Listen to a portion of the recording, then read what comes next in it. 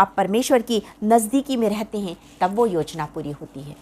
जब आप डैनियल के बारे में देखते हैं तो डैनियल को बंधुआई में लाया गया था। नबूकदनेस्सर राजा ने बंधुआई में दानियल को भी लाया। दानियल के लिए भी परमेश्वर की योजना थी कि उस देश में, उस अन्य जातियों के देश में रहकर वो परमेश्वर की महिमा का कारण बन सके। परमेश्वर की एक योजना उसके लिए भी थी। जब आप डैनियल उसके फर्स्ट चैप्टर के फर्स्ट वर्स से लेकर आप पढ़ेंगे तो आप उसमें पाएंगे कि उसके लिए, उसमें डैनियल के लिए भी एक योजना थी। डैनियल के लिए एक आशीष रखी थी। फर्स्ट चैप्टर के 17 वर्स को जब आप पढ़ेंगे तो डैनियल के लिए आशीष रखी थी परमेश्वर ने। यूसुफ के लिए भी आशीष रखी थी। जब आप दूसरा राजा और उसके सेकंड किंग्स और उसके जब आप 5th चैप्टर को पढ़ेंगे, दूसरा राजा 5th चैप्टर को, जिसमें नामान कोढ़ी के बारे में है, और उसके जब आप 3rd वर्स को पढ़ेंगे तो आप उसमें पाएंगे कि नामान कोढ़ी के घर में एक लड़की बंधुआई में आई थी और वो उसकी पत्नी के साथ में रह कर के सेवा करती थी। उसके पत्नी की उसके साथ में रहकर काम करती थी। वो बंधुआई में आई हुई थी, एक छोटी बच्ची बंधुआई में आई हुई थी। परमेश्वर की वहाँ उस छोटी बच्ची के जीवन से भी योजना थी, वरना वो वहाँ नहीं आती। नामान के घर में ही क्यों गई वो? कुछ तो कारण होगा ना। जब आप उसको पढ़ेंगे, दूसरा राजा उसके 5th चैप्टर को जब आप पढ़ेंगे तो आप उसमें पाएंगे वहाँ पर नामान के उद्धार की योजना थी। नामान के उद्धार की योजना थी। आप अगर भारत देश में रहते, इस इंडिया में रहते हैं, तो ये मत सोचिए हो सकता आपका जन्म अमेरिका में होता, इंग्लैंड में होता, स्विट्ज़रलैंड में होता, या आप इज़राइल में पैदा होते। आप इंडिया में क्यों हैं?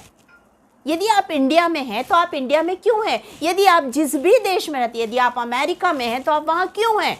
आप जिस भी देश में रहते हैं, जिस भी राज्य में रहते हैं, जिस भी शहर में रहते हैं, उस शहर में रहने का एक कारण है, जिसके कारण परमेश्वर ने आपको वहाँ पर रखा है। एक योजना के तहत आप उस जगह पर पाए जाते हैं। ये परमेश्वर की योजना है। यहाँ पर यूसुफ के लिए परमेश्वर की एक योजना थी।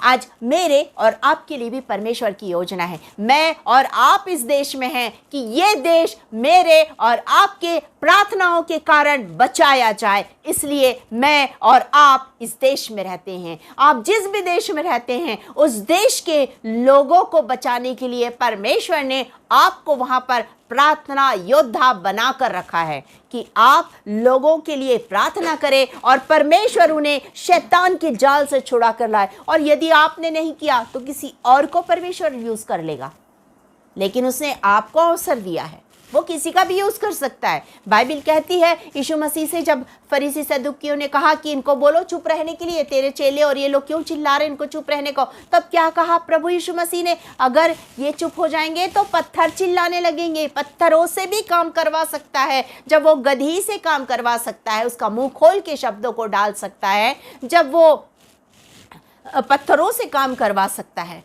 तो फिर क्या है, किसी से भी काम करवा लेगा वो। लेकिन मुझे अगर अवसर मिला है, आपको अगर अवसर मिला है, तो ये बहुत धन्य बात है। परमेश्वर का धन्यवाद दीजिए अपने देश के लिए कि आप इस देश में, इस शहर में, इस क्षेत्र में हैं।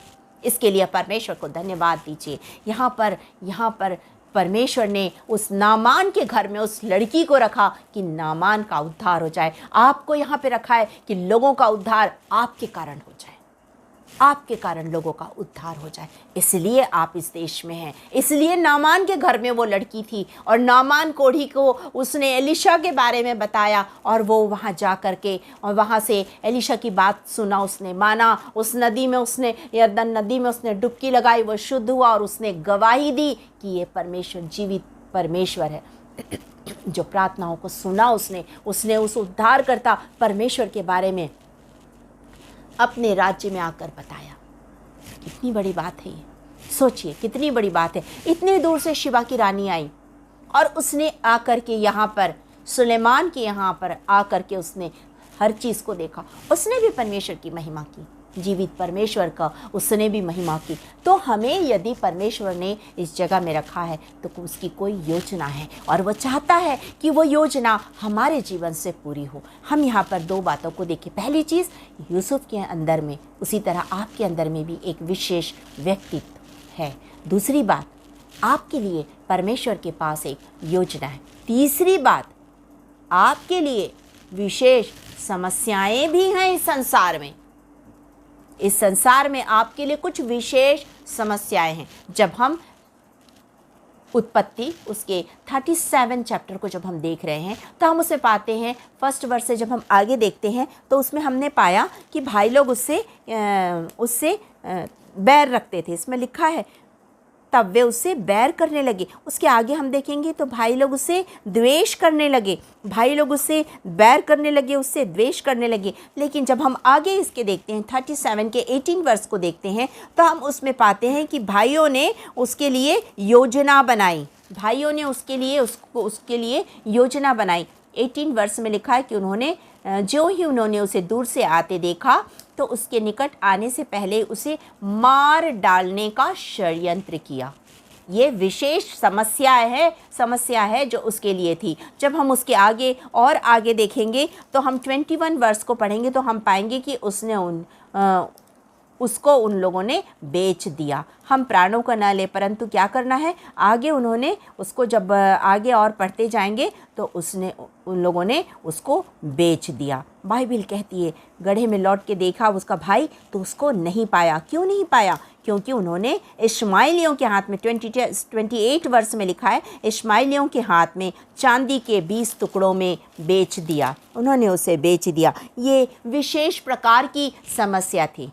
लेकिन आगे हम ये समस्या ख़त्म नहीं हुई कि उसके भाइयों ने उसे मारने का षड्यंत्र किया, उसे गड्ढे में डाला, उसे बेच दिया। ये इतनी समस्याएं काफ़ी नहीं थी। इसके आगे और एक बड़ी समस्या आने वाली थी। जब आप 39 अध्याय को पढ़ेंगे तो आप उसमें पाएंगे 39 में उसके लिए और बड़ी समस्या यहाँ पे रखी हुई थी। 39 के 1 से लेकर 1 से लेकर 20 तक जब आप पढ़ेंगे तो आप उसमें पाएंगे कि वो पोतीपर के घर में गया और पोतीपर के घर में जब वो गया, वहाँ रहते हुए पोतीपर के घर में रहते हुए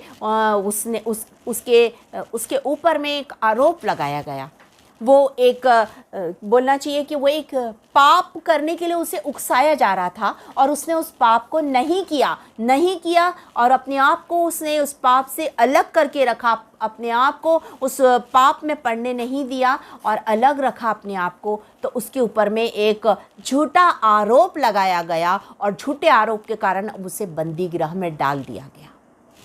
उसे मारने का षड्यंत्र किया, उससे गड्ढे में डाला गया, उसे बेच दिया गया, गुलाम बनाकर बेच दिया। वो गुलाम बन गया पोतीपर के घर में और उसके ऊपर में चौथी बात, उसके ऊपर में झूठा आरोप लगा दिया गया और अब वो बंदी गृह में है। इतनी सारी समस्याएं आई उसके जीवन में, इतनी सारी समस्याएं। जब आप डैनियल के बारे में देखेंगे तो आप डैनियल के 6th चैप्टर को जब आप पढ़ेंगे, 6वें अध्याय को, डैनियल के बुक ऑफ डैनियल उसके 6th चैप्टर को पढ़ेंगे, उसमें आप देखेंगे कि उसमें डैनियल के अंदर में पवित्र आत्मा की सामर्थ्य थी, उसके अंदर में ईश्वरों की आत्मा रहती है। उस राजा ने ये भी कहा था। लेकिन उससे लोग चिढ़ने लगे थे और लोग उससे बैर रखते थे, ईर्ष्या करते थे। इसलिए उन्होंने उसके लिए भी एक योजना बनाई कि किसी तरह इसे भी नाश कर दिया जाए, कुछ ना कुछ ऐसा किया जाए कि ये बंदी गृह में जाए या कुछ ऐसा किया जाए। तो जब हम इसमें 6th चैप्टर को जब हम देखते हैं तो उसमें पाते हैं कि उन्होंने राजा से जबरन एक आदेश निकलवाया कि कुछ प्रार्थना ना की जाए और सब लोग सिर्फ और सिर्फ राजा की आज्ञा को माने। और इसमें मैं आपके लिए पढ़ रही हूँ 10th वर्ष से पढ़ रही हूँ, 6 उसके 10, डैनियल 6 उसके 10 वर्ष से पढ़ रही हूँ। जब दानियल को मालूम हुआ कि उस पत्र पर हस्ताक्षर किया गया है तब वह अपने घर में गया जिसकी उपरोक्ति कोठरी की खिड़कियां यरूशलेम की ओर खुली रहती थी और अपनी रीति के अनुसार जैसा वह दिन में 3 बार अपने परमेश्वर के सामने घुटने टेककर प्रार्थना और धन्यवाद करता था वैसा ही तब भी किया। वहाँ पर राजा से आज्ञा ली थी उन लोगों ने कि यह बात पता चले कि दारा राजा ने उस आज्ञा में सिग्नेचर कर दिया था कि 30 दिन तक कोई भी तुझे छोड़कर किसी भी मनुष्य या देवता से विनती ना करे। ऐसा उन लोगों ने एक आज्ञा निकलवाई थी। लेकिन इसने उस आज्ञा को नहीं माना। क्योंकि ये परमेश्वर के पीछे चलने वाला व्यक्ति था और इसने अपनी रीति के अनुसार प्रार्थना की। और प्रार्थना करने के बाद जब हम इसमें आगे पाते हैं तो पाते हैं कि उसे सिंहों की मांद में डाल दिया गया। आपकी ज़िंदगी में ऐसे बहुत से लोग आएंगे, आपकी ज़िंदगी में ऐसे बहुत से लोग आएंगे जो आपसे बैर रखते हैं, जो आपसे जलन रखते हैं। जब आप प्रभु के कामों को करते हैं तो वो आपको नीचे गिराने की कोशिश करते हैं, लेकिन आप कभी भी डरिएगा मत, क्योंकि हमेशा कुछ बातों को याद रखिए। पहली चीज़, परमेश्वर आपके चारों ओर बाड़ा बांधे रखता है। आपके चारों ओर परमेश्वर ने एक बाड़ा बांधा है। परमेश्वर, दूसरी चीज़, परमेश्वर, सबसे बड़ी चीज़ ये है कि परमेश्वर सदैव आपके साथ रहता है। वो आपको थामे रखता है, वो आपको छोड़ता नहीं है, चाहे कितनी भी कठिन परिस्थिति आए। जब सिंहों के मांद में दानियेल को डाल दिया गया, वहाँ परमेश्वर था। परमेश्वर ने सिंहों के मुंह को बंद कर दिया। उसके तीनों दोस्त, जब हम दानियेल के तीनों दोस्तों के बारे में देखते हैं तो हम पाते हैं उसके शद्रक, मेशक और अबेदनगो को जब जलते हुए भट्टे में डाल दिया गया, इसलिए कि वो राजा की मूर्ति के सामने दंडवत नहीं कर रहे थे। वह उस मूर्ति के सामने दंडवत नहीं कर रहे थे क्योंकि वो जीवित परमेश्वर की आराधना करने वाले व्यक्ति थे। उन्होंने कहा नाश हो जाए तो नाश हो जाए, लेकिन हम दंडवत नहीं करेंगे। और तब उन्हें जलते हुए भट्टे में डाल दिया गया और उसे और अधिक भड़काया गया, और अधिक भड़काया गया। उस भट्टे में डाल करके उस भट्टे को भड़काया गया। राजा ने क्या देखा उस वक्त? 3 व्यक्ति डाले गए, शद्रक, मेशक, अबेदनगो, लेकिन राजा ने वहां चौथे व्यक्ति को देखा। और बाइबल कहती है उसका रूप कैसा था? परमेश्वर के पुत्र के समान था। यीशु मसीह वहां पर उनके साथ मौजूद था। आप चाहे आग में होकर चले, प्रभु आपके साथ है। आप अगर पानी में होकर जाए, प्रभु आपके साथ है। वो आपको कभी भी अकेला नहीं छोड़ेगा, वो हमेशा आपके साथ रहेगा। आपके जीवन में बहुत विशेष समस्या आएगी। लोगों के जीवन में जो समस्या नहीं आती है उससे भी विशेष आपके जीवन में समस्या आएगी, लेकिन आप घबराइए मत, इसलिए क्योंकि प्रभु आपके साथ है, इसलिए घबराना नहीं है। यहाँ पर दानियेल के साथ में प्रभु था, शद्रक, अबेदनगो के साथ में परमेश्वर था, प्रभु था। यहाँ पर यूसुफ के साथ में भी परमेश्वर था। उन समस्याओं में भी वो डरा नहीं, उन समस्याओं में भी वो डरा नहीं, क्योंकि परमेश्वर ने उसे कभी भी नहीं छोड़ा। परमेश्वर ने उसे कभी भी नहीं छोड़ा, जब क्योंकि सबसे पहली चीज़ उसके अंदर एक विशेष व्यक्तित्व था। हम दूसरी चीज़ उसमें पाते हैं कि उसके लिए, आपके लिए, मेरे लिए भी है कि मेरे और आपके अंदर में भी विशेष व्यक्ति है। दूसरी बात, मेरे और आपके लिए भी उसके पास विशेष योजना है। तीसरी चीज़ को हम पाते हैं कि मेरे और आपके लिए भी विशेष समस्याएं आएंगी जो शैतान डालेगा, संसार के लोग डालेंगे, लेकिन हमें याद रखना है कि हमारा परमेश्वर हमारे साथ है और वो हमें कभी भी इन समस्याओं में नाश नहीं होने देगा। वो समस्याओं का समाधान करने वाला परमेश्वर है। मैं और आप अपनी बुद्धि से कुछ नहीं कर सकते हैं। हम अपनी बुद्धि कतई ना लगाएं, उस पर भरोसा रखें। वो हमें हर परेशानी से, हर समस्या से, हर तकलीफ से, हर बीमारी से, हर दुख से निकालने वाला परमेश्वर यहोवा है। सृष्टिकर्ता परमेश्वर है जिसने सारी कायनात को बनाया। ऐसा परमेश्वर हमारे साथ है। जब हम इसमें आगे और देखते हैं तो हम पाते हैं कि हमारे साथ वो विशेष व्यक्ति है। पहली चीज आपने देखी, आपके अंदर में वो विशेष व्यक्ति है जिसका नाम है प्रभु यीशु मसीह। दूसरी चीज, उसकी योजना आपके लिए विशेष है। तीसरी चीज, आपके जीवन में विशेष समस्याएं हैं। और चौथी चीज, आपके साथ हमेशा प्रभु है। आपके साथ हमेशा प्रभु है। जब आप उत्पत्ति उसके 39 चैप्टर और उसके 3rd वर्स को पढ़ेंगे तो आप उसमें पाएंगे। मैं 2nd वर्स से आपके लिए पढ़ रही हूँ। यूसुफ अपने मिस्री स्वामी के घर में रहता था और यहोवा उसके संग था। वो गुलामी में था और यहोवा उसके संग था, इसलिए वह भाग्यवान पुरुष हो गया। और यूसुफ के स्वामी ने देखा कि यहोवा उसके संग रहता है और जो काम वो करता है उसको यहोवा उसके हाथ में से सफल कर देता है। आगे देखेंगे बंदीगृह में, जब हम उसके 21 को देखेंगे तो हम पाएंगे, पर यहोवा यूसुफ के संग संग रहा और उस पर करुणा की और बंदीगृह के दरोगा के अनुग्रह की दृष्टि उस पर हुई, क्योंकि यूसुफ के साथ परमेश्वर रहता है। परमेश्वर यूसुफ के साथ हमेशा रहा, डैनियल के साथ परमेश्वर हमेशा रहा। वो हमेशा परमेश्वर के पास जाकर प्रार्थना करता था, आराधना करता था, स्तुति करता था, प्रशंसा करता था, बड़ाई करता था, विश्वास करता था। यहाँ पर यूसुफ भी परमेश्वर पर विश्वास करता है, परमेश्वर के संग उसके परमेश्वर उसके संग रहा, क्योंकि वो परमेश्वर से जुड़ा रहा। आज परमेश्वर चाहता है मैं और आप भी परमेश्वर से इसी तरह जुड़े रहे। जब हम परमेश्वर से जुड़े रहते हैं तो परमेश्वर हमारे जीवन में भी अनेक कार्य करता है और हमारे अंदर में भी ईश्वरों की आत्मा कार्य करती है। आपके लिए मैं पढ़ देती हूँ डैनियल और उसके 6th चैप्टर के 3rd वर्स में लिखा है, जब यह देखा गया कि दानियल में उत्तम आत्मा रहती है तो उसको उन अध्यक्षों और अधिपतियों से अधिक प्रतिष्ठा मिली। दानियल के अंदर में ईश्वरों की आत्मा रहती है। ये उस दारा राजा ने देखा कि उसके अंदर में ईश्वरों की आत्मा रहती है। सोचिए ज़रा कितनी बड़ी बात है कि जब आप परमेश्वर की संगति में रहेंगे तो परमेश्वर की आत्मा आपके अंदर में रहेगी, परमेश्वर की आत्मा आपके अंदर में रहकर कार्य करेगी और लोग उसे बाहर देखेंगे। जब आप निर्गमन और उसके 33 चैप्टर और उसके 11th वर्स को पढ़ेंगे तो आप उसे पाएंगे कि मूसा मिलाप वाले तंबू से बाहर निकल जाता था, लेकिन यहोशू मिलाप वाले तंबू में ही रहता था।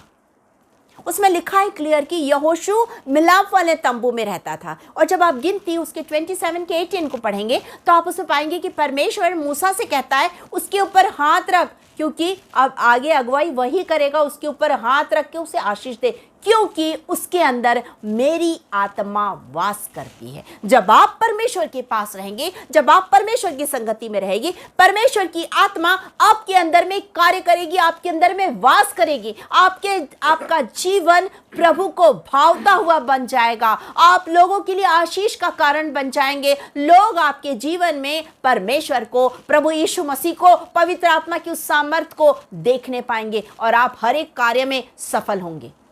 आपके जीवन में सफलता आ जाएगी।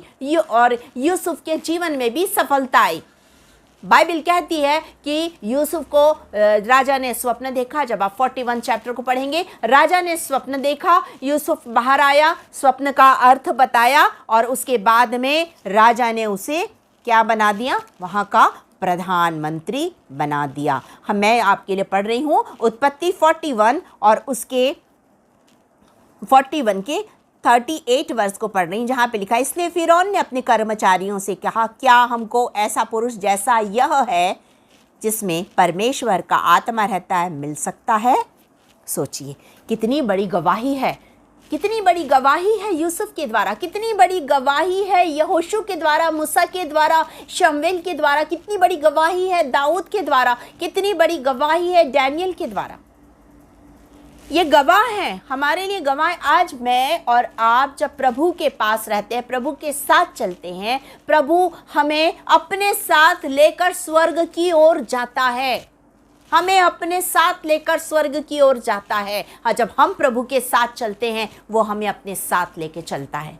जब हम उसकी नज़दीकी में रहते हैं वो हमें छोड़ता नहीं परंतु लेके चलता है। जब आप उत्पत्ति के 5वें अध्याय 5th चैप्टर 5 को जब आप देखेंगे, उत्पत्ति और उसके चैप्टर 5 को मैं आपके लिए पढ़ देती, चैप्टर 5 और उसके 24 वर्ष को। यहाँ पे लिखा है, हनोक परमेश्वर के साथ साथ चलता रहा, फिर वह लोप हो गया क्योंकि परमेश्वर ने उसे उठा लिया।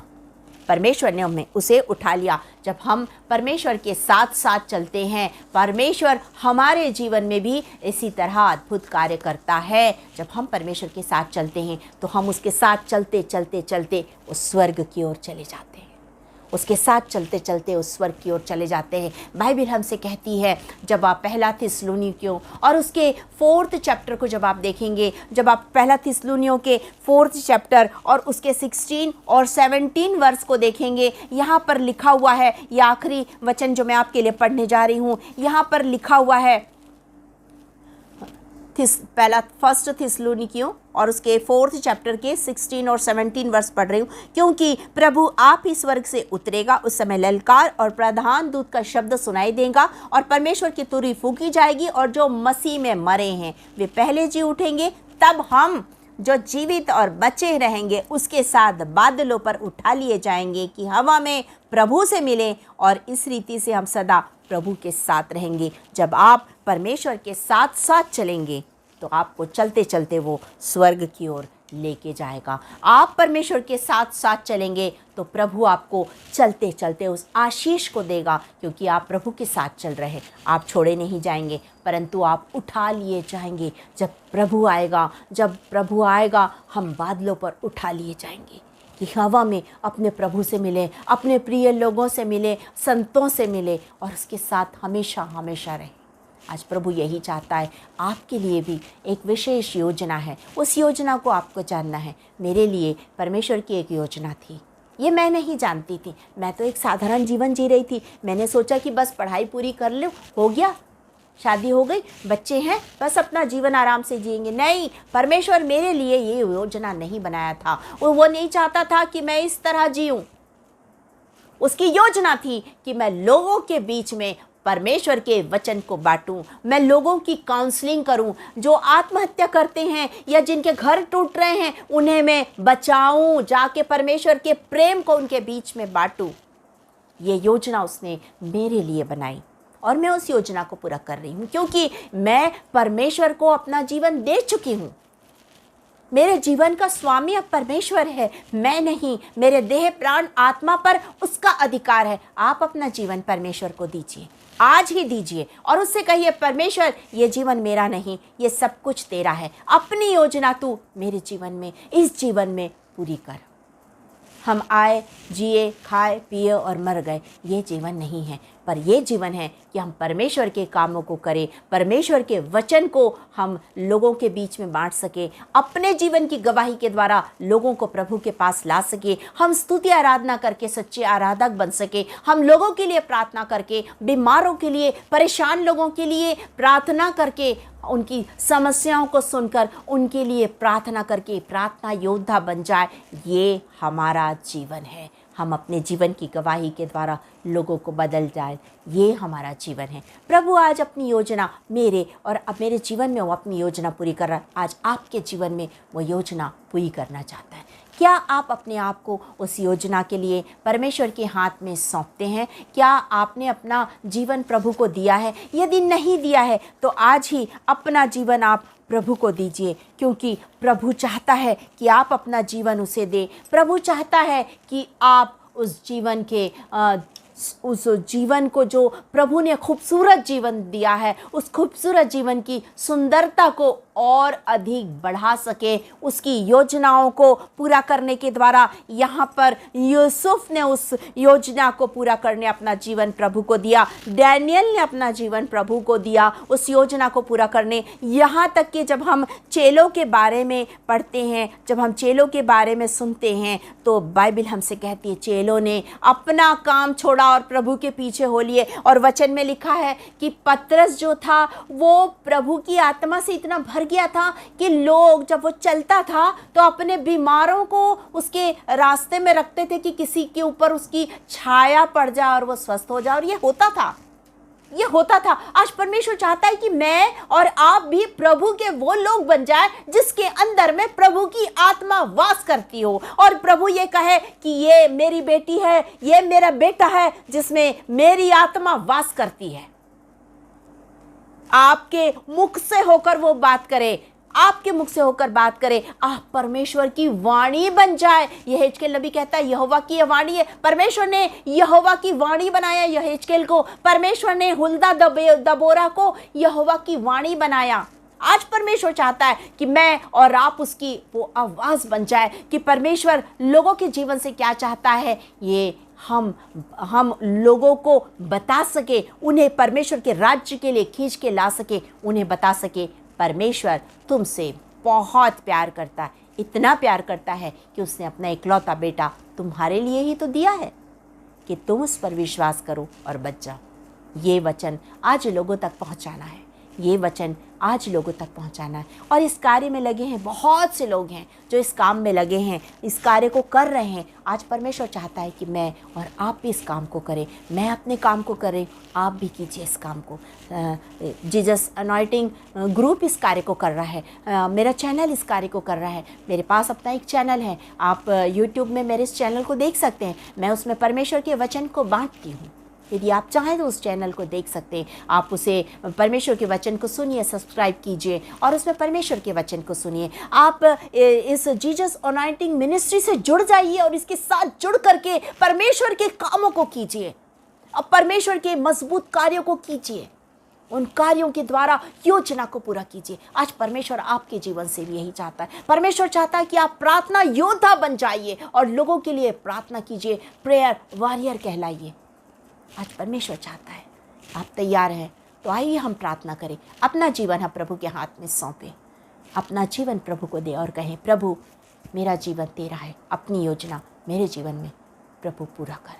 मैं अपना जीवन तेरे हाथ में सौंपता हूँ, मैं अपना जीवन तेरे हाथ में सौंपती हूँ।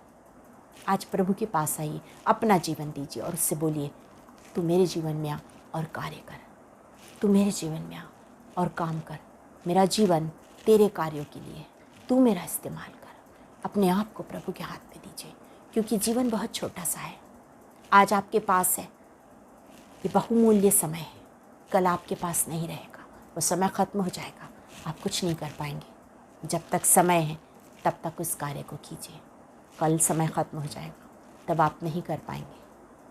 आज ही कीजिए, परमेश्वर से बात कीजिए, उससे कहिए, प्रभु मुझसे तू बात कर, तू मुझसे बात कर। हम अपनी आँखों को बंद करेंगे और हम प्रार्थना करेंगे। और जब हम प्रार्थना कर रहे हैं, हम विशेष रूप से प्रार्थना करेंगे भाई इमानुएल के लिए, भाई इमानुएल भट्टी के लिए प्रार्थना करेंगे। उनके हार्ट में ब्लॉकेज है, हम उस भाई के लिए प्रार्थना करेंगे। और भी बहुत से लोग चाहते हैं कि हम उनके लिए प्रार्थना करें, तो आज हम उन सब के लिए भी प्रार्थना करेंगे और परमेश्वर से कहेंगे, परमेश्वर तुम मुझसे और गहराई से बात कर, तुम मुझसे बात कर कि मैं तेरी बातों को समझ सकूँ। अपनी आँखों को बंद करें। जितने बीमार हैं इसी समय अपने उस बीमारी के स्थान पर अपने उस हाथ को रखिए। यदि पेट दर्द है, सिर दर्द है या हार्ट प्रॉब्लम है, आप जो भी परेशानी से जूझ रहे हैं उसके लिए परमेश्वर से प्रार्थना कीजिए, क्योंकि यीशु मसीह ने कोड़े खाए कि आप चंगे हो जाए। आपकी बीमारी का मोल प्रभु यीशु मसीह ने चुका दिया है। आप उस चंगाई को आप रिसीव कीजिए। उसने वो चंगाई दे दी है, आपको सिर्फ रिसीव करने की आवश्यकता है। उसे रिसीव कीजिए और बोलिए, मैं चंगा हो गया, बोलिए मैं चंगी हो गई। प्रभु ने आपके लिए चंगाई रख दी है, प्रभु ने आपके लिए कार्य क्षेत्र चुन के रखा है। प्रभु से कहिए, प्रभु मुझसे बात कर कि मैं उस कार्य क्षेत्र के बारे में जानूं और उस काम को पूरा कर सकूं। जो योजना तूने मेरे लिए बनाई है, वो योजना मेरे जीवन में तू पूरा कर। अपना जीवन प्रभु के हाथ में दीजिए, प्रार्थना कीजिए, अपने मन में प्रार्थना कीजिए। और सभी समय भाई इमानुएल भट्टी के लिए प्रार्थना करेंगे। उनके जो हार्ट में ब्लॉकेज है, वो सारा ब्लॉकेज प्रभु यीशु नासरी के नाम से खुलने पाए। हम ऐसी प्रार्थना करेंगे। अपनी आंखों को बंद रखिए, अपने आप को प्रभु के हाथ में सौंपिए। प्रभु आपके जीवन में आज कार्य कर रहा है। प्रभु आपको आज अपने सामर्थ्य स्पर्श से छूने जा रहा है। उसके उस स्पर्श को लीजिए। वो आपको अपने सामर्थ्य हाथों से छू रहा है।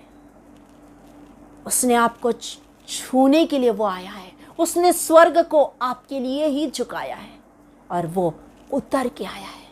आज आपके बीच में वो चल रहा फिर रहा है, आपको वो छू रहा है, आपसे वो बात करना चाहता है। आप उसके पास में प्रार्थना के साथ आइए। उससे कहिए, प्रभु तू मेरे संग रहे, प्रभु तू मेरे संग रहे, प्रभु तू मेरे साथ साथ चल, प्रभु तू महान परमेश्वर है। और गहराई से बात कर मुझसे और पवित्र आत्मा में बात कर। और गहराई से बात कर मुझसे और पवित्र आत्मा में बात कर। सर्वश्रेष्ठता से, सर्व सामर्थ्य से और गहराई से बात कर। आज प्रभु आपसे गहराई से बात करने जा रहा है। उसकी आवाज़ को सुनिए, उसकी आवाज़ को सुनिए। वो आपको पुकार रहा है। बालक शामुएल के समान कहिए, बोल तेरा दास सुनता है, बोल तेरी दासी सुनती है। प्रभु आपसे बात कर रहा है, उस आवाज़ को सुनिए। प्रभु आपको आशीष दे रहा है, उस आशीष को आज ग्रहण कीजिए। Thank you Lord, thank you Jesus, thank you for everything Lord, thank you Lord for listening our prayers Lord, thank you Jesus. हम आपका धन्यवाद धन्यवाद धन्यवाद करते हैं क्योंकि आप स्तुति के योग्य परमेश्वर है। आप राजाओं के राजा, महाराजाधिराज परमेश्वर है। इस समय आप हमारे बीच में हैं। हम आपका धन्यवाद धन्यवाद धन्यवाद करते हैं खुदा। ओ राजाओं के राजा, हम इस समय प्रार्थना करते हैं पिता, जितने लोग आपके चरणों के पास आए हैं और आने वाले दिनों में आने वाले, उन सबों के जीवन में आप कार्य कीजिए, उन्हें अपनी आशीषों से भरिए प्रभु जी। जो बीमार है यीशु के नाम से इसी समय चंगाई को पाले। हम प्रार्थना करते हैं भाई इमैनुअल भट्टी के जितने भी ब्लॉकेज है, उसके उनके हार्ट में जो ब्लॉकेज है, यीशु नासरी के नाम से वो खुलने पाए, इसी समय वो चंगाई को पाले। हम प्रार्थना करते हैं और भी जो बीमार हैं और चाहते हैं कि हम उनके लिए प्रार्थना करें, उनकी सारी बीमारी, सारी तकलीफें प्रभु यीशु नासरी के नाम से इसी समय उनके शरीर को छोड़कर जाती रहे। प्रभु उन्हें आशीष दे, उन्हें चंगाई दे। पिता जो बेरोजगार है उनके लिए अपनी योजनाओं को पूरा कीजिए।